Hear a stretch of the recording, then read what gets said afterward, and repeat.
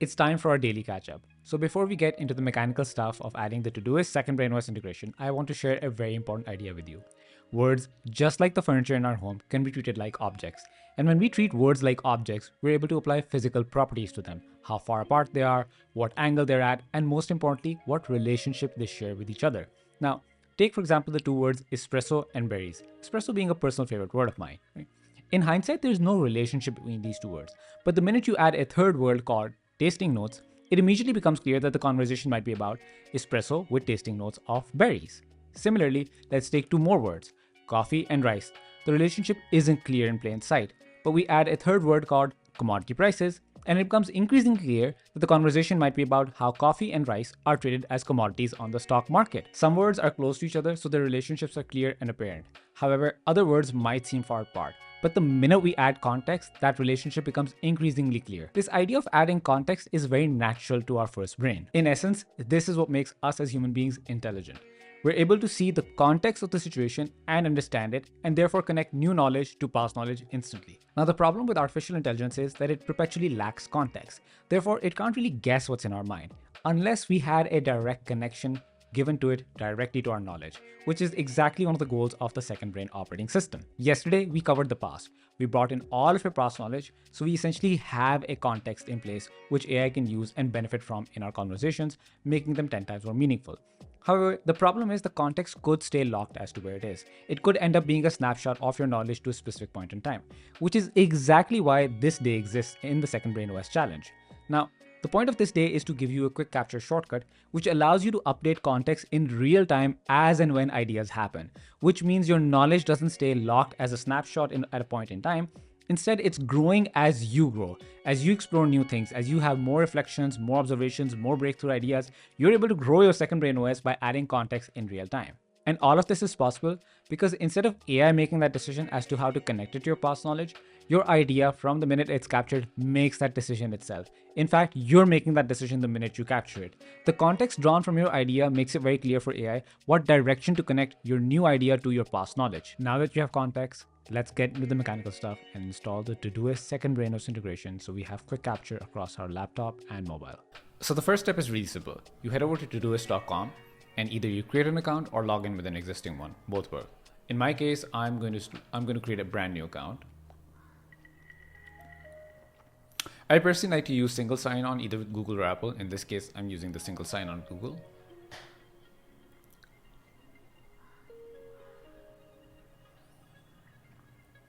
Team admin Kamil, because that's what it is.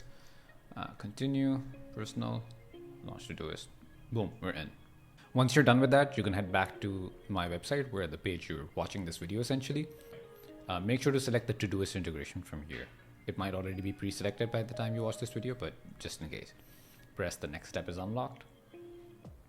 It will redirect you to Todoist to install the second brain OS Todoist integration. And yeah, it's going to say the second brain OS is requesting access, press accept or agree.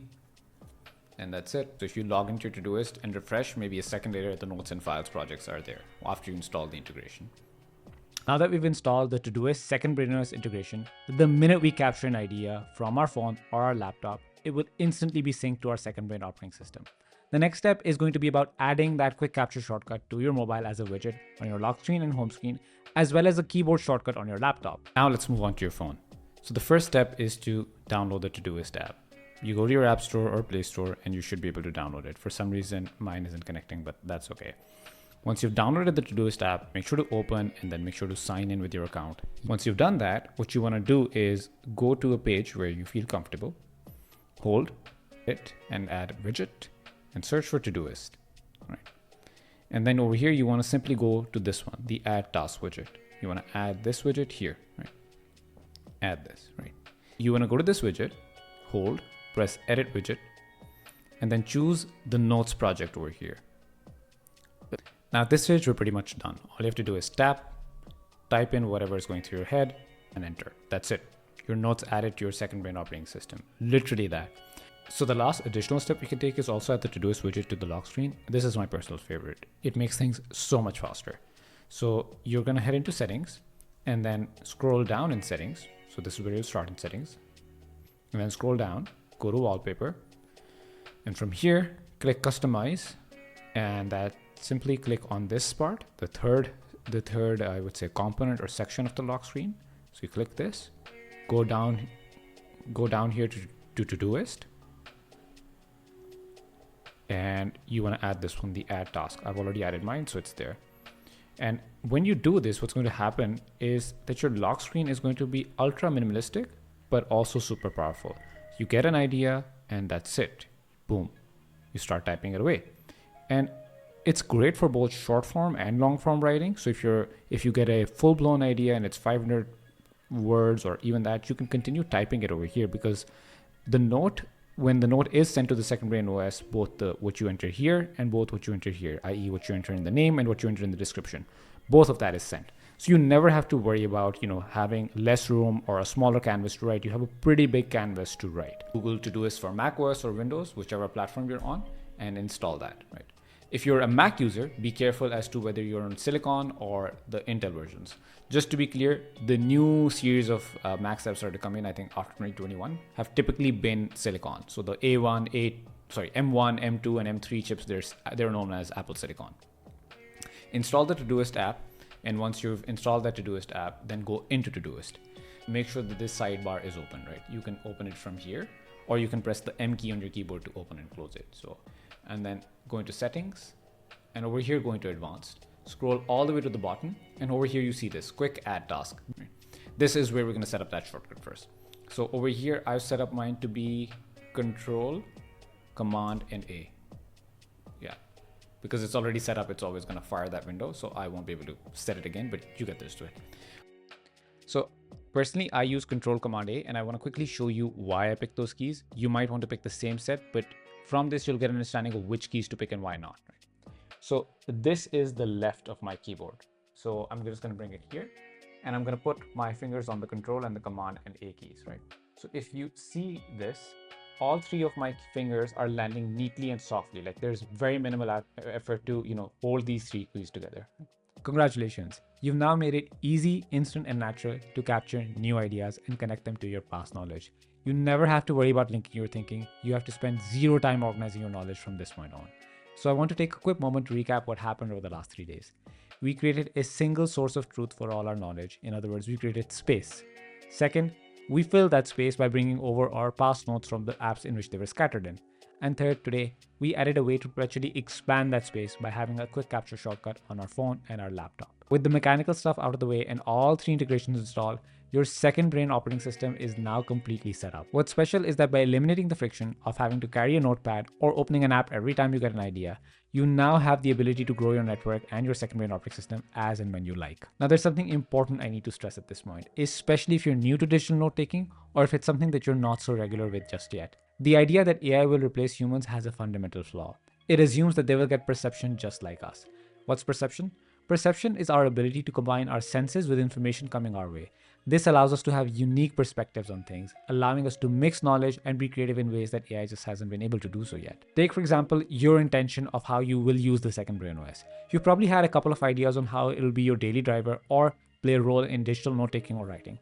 And these ideas may be completely different from the way I use it, which is great because that's your unique perspective on the same journey as I am on, which means other people on the journey as yourself could have different perspectives. This is the power of perception that you and I as a human have. Unlike AI, you and I have the advantage of using our perception on a daily basis and because it's natural for us. But wait, doesn't that contradict everything we've done here? Actually, no. Every idea you capture gives AI a direction or a set of directions in which to connect your knowledge.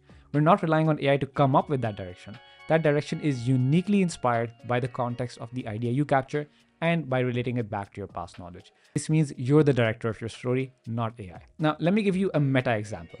Is my idea of having a second brain OS unique? Of course not. You've had that idea. 100 other people have had that idea. But the implementation that I just showed you over the last 3 days, that I am 100% certain is quite unique, quite different. This is what's known as a unique mechanism. And this unique mechanism has come about from a lot of critical thinking and a lot of hard work. And I, of course, as you can imagine, asking AI to build this kind of mechanism or to come up with this kind of mechanism is probably quite unlikely. That is where the advantage of perception as a human I have. My critical thinking and my experiences have played a role in allowing me to bring my ideas together using AI, not the other way around. which is the goal that the second brain OS allows you to achieve. And so what you have today is a zero friction capture method that allows you to make connections that are unmistakably your, allowing you to lead AI and allowing it to play a supporting role, not the other way around. But all this is only possible if you make a consistent habit to capture ideas, reflections, observations, concepts, understandings, epiphanies, and so much more. Because your second brain OS doesn't know what you don't capture. So before we take a break, I urge you to go and consume content, capture new ideas, and let them come together. You'll see it happen as a very natural process and see it become very, very easy, especially if you've added the quick capture shortcuts on your laptop and mobile. I do this so frequently that I forget to keep count of it. Now, when you do this, you should be going back to the custom GPT to ask it to fetch and bring your ideas. You'll see how it's able to bring in very specific information and be guided by your direction. The responses will instantly become very personal, very nuanced, and very specific to you. So with that, I wish you all the best and I look forward to seeing you tomorrow for our final day of the second brain operating system.